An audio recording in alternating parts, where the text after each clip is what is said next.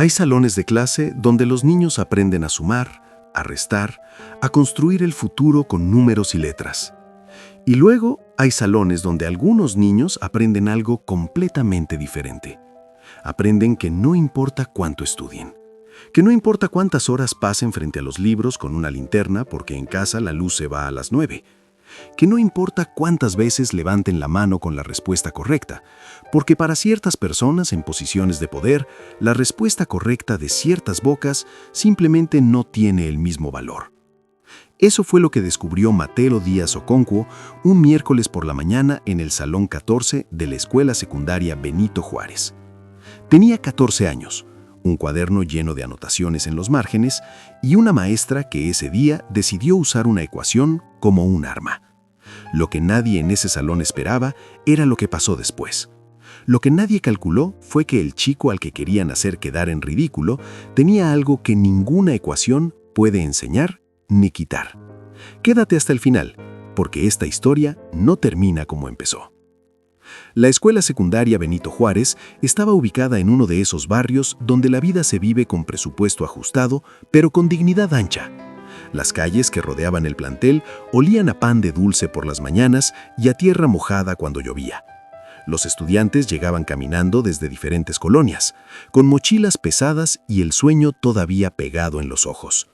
Era una escuela pública de las de verdad, sin laboratorios de última generación, sin canchas impecables, pero con maestros que en su mayoría llegaban cada día con la intención genuina de hacer algo que importara. En su mayoría. Mateo Díaz Okonkwo llegaba puntual cada mañana. 14 años, complexión delgada, cabello corto y rizado, piel oscura que heredó de su padre quien había llegado a México desde Nigeria 12 años atrás. Su madre era de Oaxaca, costurera de oficio, mujer de pocas palabras y mucha constancia. Mateo era el producto de dos mundos que no siempre se entendían entre sí, pero que en él habían encontrado una síntesis extraordinaria. Era callado en los espacios donde el ruido no aportaba nada, pero cuando había algo que decir, lo decía con una claridad que sorprendía a quienes no lo conocían. Desde pequeño, los números habían sido su idioma natural.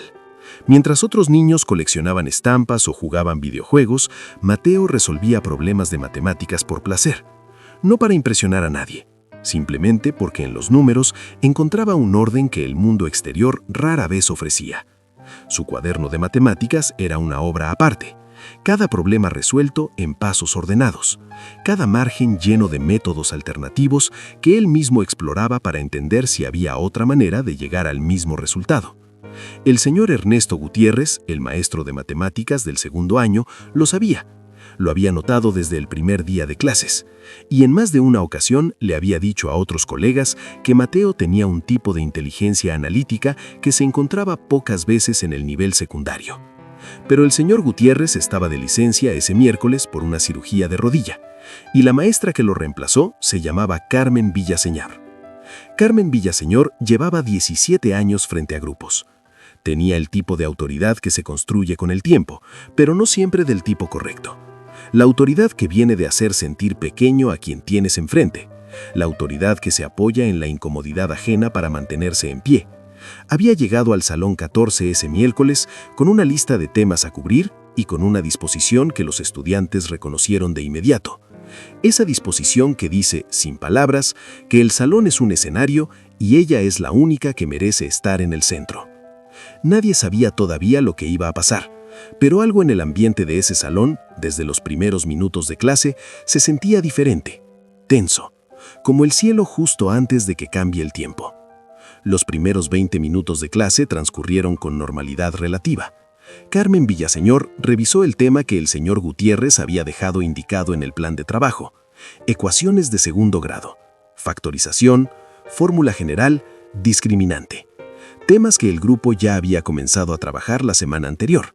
Mateo escuchaba desde su lugar en la tercera fila. Tomaba notas con su letra apretada y ordenada, añadiendo en los márgenes observaciones propias como tenía por costumbre. No levantaba la mano frecuentemente.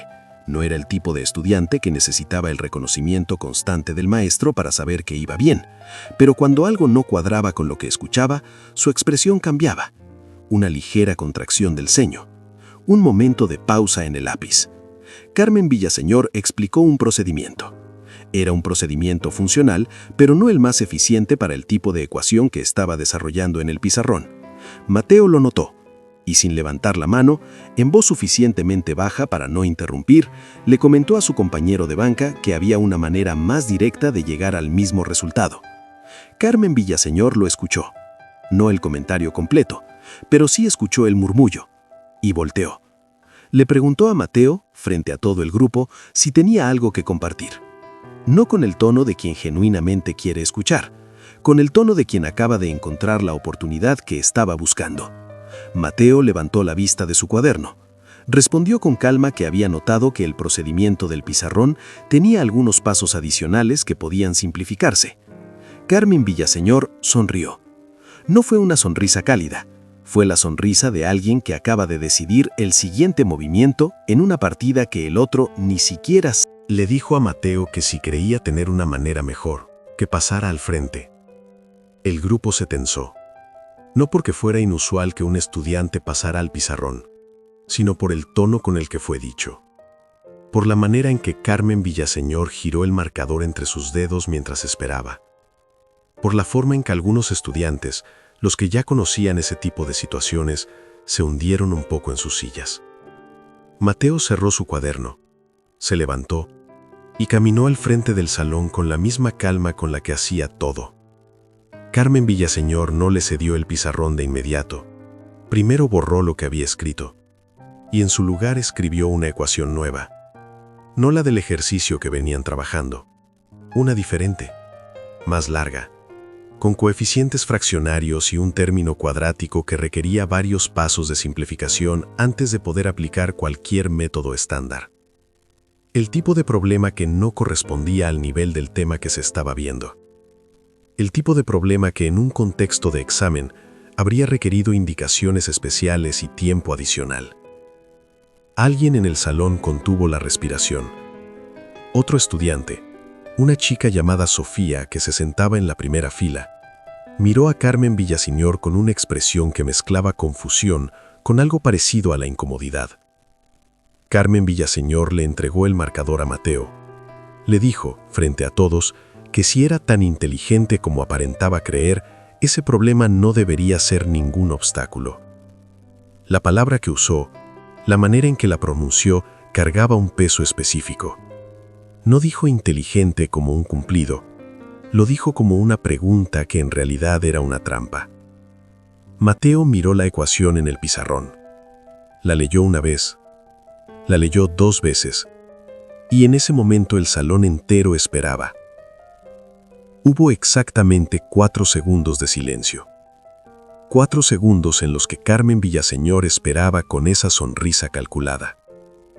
En los que algunos compañeros de Mateo miraban sus escritorios porque no sabían cómo sostener lo que estaban presenciando. En los que Sofía, en la primera fila, tenía los dedos entrelazados sobre su cuaderno con una tensión que le blanqueaba los nudillos. Y entonces Mateo levantó el marcador.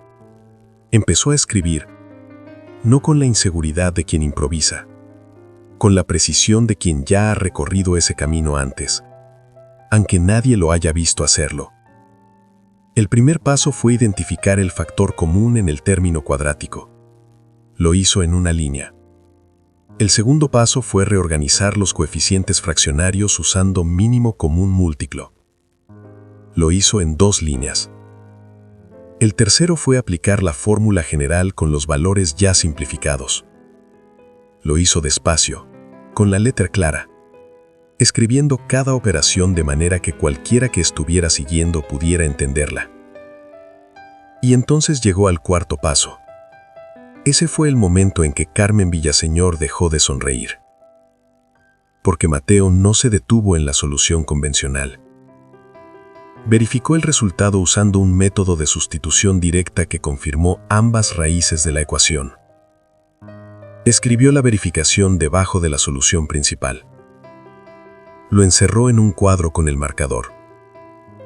Y entonces bajó el brazo y miró a Carmen Villaseñor. No con arrogancia. No con el tipo de expresión que busca humillar al otro. con la misma neutralidad con la que había caminado al frente del salón. El silencio que siguió fue el tipo de silencio que se instala cuando la realidad acaba de desmantelar algo que se suponía sólido. Carmen Villaseñor no respondió de inmediato. Miró el pizarrón.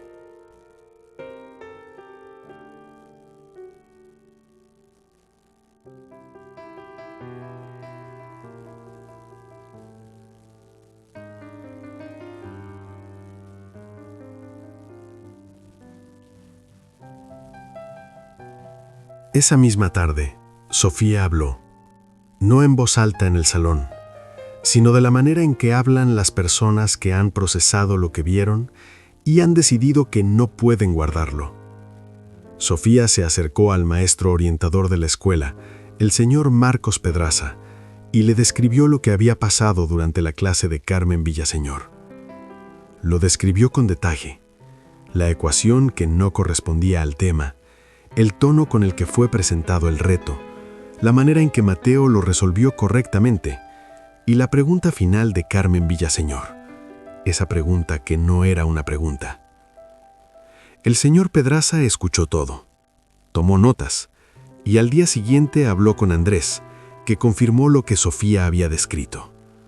Habló con otros 3 estudiantes del salón, quienes de manera independiente describieron la misma secuencia de eventos con los mismos detalles esenciales. El señor Pedraza habló entonces con la directora del plantel, la señora Irene Castellanos, una mujer que llevaba 9 años al frente de esa escuela y que había construido su gestión sobre un principio que repetía en cada reunión de inicio de ciclo: el principio de que ningún estudiante, bajo ninguna circunstancia, debía sentir que su lugar en ese plantel dependía de algo diferente a su esfuerzo y su trabajo. La señora Castellanos citó a Carmen Villaseñor. La conversación fue privada. No hubo escena pública. No hubo confrontación dramatizada.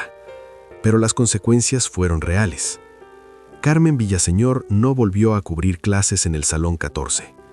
Su rol como docente de guardia fue suspendido mientras la dirección realizaba una revisión formal del incidente. Y la señora Castellanos tomó una decisión adicional que nadie esperaba. Convocó a una reunión abierta con los padres de familia de todos los grupos de segundo año. No para hablar de Mateo, no para exponer a nadie, sino para abrir una conversación que la escuela llevaba tiempo evitando. Una conversación sobre lo que significa ser diferente en un espacio que se supone igual para todos. Sobre los comentarios que se normalizan porque se hacen en voz baja. Sobre las preguntas que lastiman más que los gritos porque vienen disfrazadas de duda razonable. Mateo supo de todo esto por su madre. Ella recibió la llamada del señor Pedraza 2 días después del incidente. La señora Díaz Oconquo escuchó el reporte completo sentada en la mesa de la cocina, con las manos sobre el mantel de hule floreado que había comprado en el mercado hace 3 años. Cuando colgó el teléfono, estuvo en silencio varios minutos, y entonces llamó a Mateo. Le contó lo que había pasado después de ese miércoles, lo que Sofía había hecho, lo que Andrés y los otros habían dicho, lo que la directora había decidido. Mateo la escuchó sin interrumpir, y cuando su madre terminó, lo único que dijo fue que no sabía que Sofía había hablado. Su madre le respondió que hay personas que ven lo que pasa y deciden que no pueden quedarse calladas, que eso también es algo que importa, que eso también cambia las cosas. Mateo regresó a clases al día siguiente con el mismo cuaderno, la misma mochila, el mismo paso tranquilo de siempre, pero algo había cambiado en el ambiente del plantel, no de manera dramática, sino de esa manera sutil en que cambian los espacios cuando algo que estaba debajo de la superficie sube y finalmente puede ser nombrado. Los compañeros del Salón 14 lo miraban diferente, no con lástima, con el tipo de reconocimiento que se construye cuando la gente ha presenciado algo real y ha elegido estar del lado correcto. Semanas después, el señor Gutiérrez regresó de su licencia. Cuando revisó el cuaderno de Mateo correspondiente a esas semanas, encontró el registro del problema que había resuelto en el pizarrón. Mateo lo había copiado completo en su cuaderno esa misma tarde, con todos los pasos, con la verificación al final, con una nota al margen escrita con su letra pequeña y ordenada. La nota decía que ese había sido el problema más difícil que había resuelto en el salón hasta ese momento, y que le había gustado resolverlo. El señor Gutiérrez leyó esa nota 3 veces, y entonces hizo algo que ningún otro maestro había hecho hasta ese punto. Tomó una fotografía de esa página del cuaderno y la llevó a la dirección. Le dijo a la señora Castellanos que quería que hubiera un registro formal de lo que ese estudiante era capaz de hacer, no por el incidente, no como respuesta a lo que había pasado con Carmen Villaseñor, sino porque ese nivel de trabajo merecía ser documentado con independencia de cualquier otro factor. La señora Castellanos estuvo de acuerdo. Mateo fue nominado para representar a la escuela en la Olimpiada Regional de Matemáticas del siguiente trimestre, no como gesto simbólico, como consecuencia directa de un trabajo que llevaba meses siendo consistente y que finalmente tenía el espacio para ser visto con claridad. La historia de ese miércoles en el Salón 14 no fue una historia de venganza. No fue una historia donde el bien derrota al mal en un acto dramático que resuelve todo. Fue algo más complicado y más real que eso. Fue la historia de un chico que entró al frente de un salón con un marcador en la mano y resolvió lo que le pusieron, y de un sistema que en esa ocasión tuvo personas dentro que eligieron no mirar para otro lado. Pero esa elección no debería ser la excepción. No debería depender de que una chica llamada Sofía decida hablar. No debería depender de que un orientador tome notas y las lleve a la dirección. No debería depender de que la directora sea el tipo de persona que abre conversaciones difíciles en lugar de cerrarlas. Porque en otros salones, en otras escuelas, en otras ciudades, hay otros Mateos que resuelven la ecuación correctamente y nadie dice nada. Hay otros Mateos que reciben esa pregunta, la que insinúa que lo que hicieron no puede ser verdad, y se quedan solos con el peso de ella. Hay otros Mateos que con el tiempo empiezan a creerse la insinuación, que empiezan a dudar de lo que saben, que empiezan a encoger ese talento extraordinario para que quepa en el espacio que otros han decidido que les corresponde. Ese es el daño que no se ve en ningún pizarrón, el daño que no tiene ecuación, el que se acumula en silencio durante años, hasta que un niño que podría haber cambiado el mundo decide que ese mundo no lo quiere. La pregunta que queda después de esta historia no es si Mateo era inteligente. Eso ya estaba respondido desde que Carmen Villaseñor escribiera esa ecuación. La pregunta es cuántos maestros en este momento, en este día, están usando su posición para abrir puertas o para cerrarlas, para construir o para desmantelar, para mirar a un estudiante y preguntarse qué es capaz de hacer, o para mirarlo y asumir antes de que haga nada lo que no puede ser. Esa es la pregunta que cada uno de nosotros tiene que hacerse, no solo los maestros, todos, porque todos hemos estado en algún salón, y todos, en algún momento, hemos sido testigos de algo que no debería estar pasando. La diferencia está en lo que decidimos hacer después. Si esta historia te movió, dale like a este video y suscríbete al canal para ver más historias como esta cada día. Activa la campanita para que no te pierdas ninguna. Gracias por llegar hasta aquí.